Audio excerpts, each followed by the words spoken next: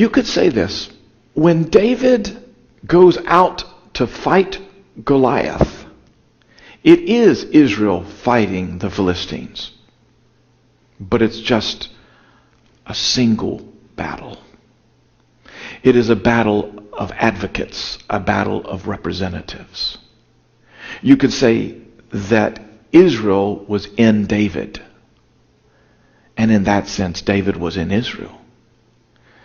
They went to fight, but they only went in the person of their hero. And David hurled that stone. Scholars say that it could be traveling 35 meters per second.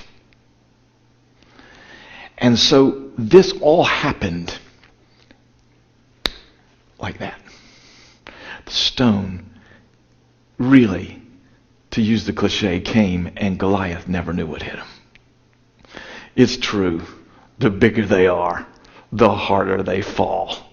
He had too much armor on. He was too blind. He was too slow.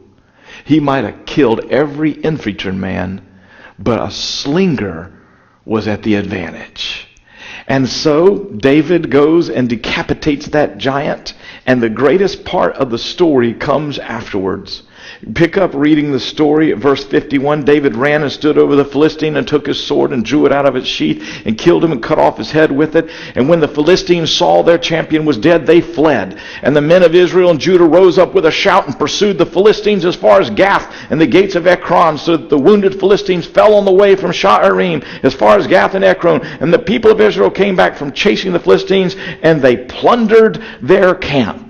Do you see what happened? The most cowardly army on the face of the earth suddenly becomes the most courageous. Why? Because somebody had said you ought to have more faith? Because somebody said you ought to be better soldiers? Because somebody said you ought to be ashamed of yourself? No, they'd had 40 days of taunts and it didn't do anything. What changed everything was that they saw their hero win the decisive battle for them. It was unlikely. They didn't believe it could happen. They hadn't even called upon his name. The Father had sent him. He came from Bethlehem. He hurled the stone. He killed the giant. And as soon as they saw that he had killed the giant, that he'd won the decisive battle, they let out a war cry. Woo! They just cried like all of a sudden we're the bravest people in the world, and they chase them for about 12 miles, taking territory and plundering them as they go. Why? Because when you have a hero, a real hero, who does what you can't do, who fights the battle that you can't fight, suddenly you have real courage.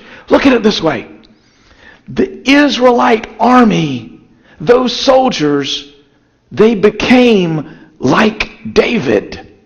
They were filled with courage. They didn't just have an admiration of what David had done. When David won the battle, they had actual faith. You could say he was the author of their faith.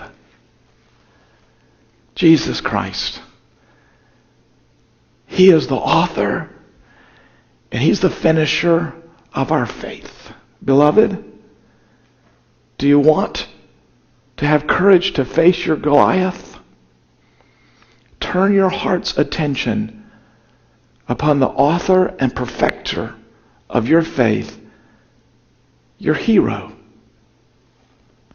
Jesus Christ.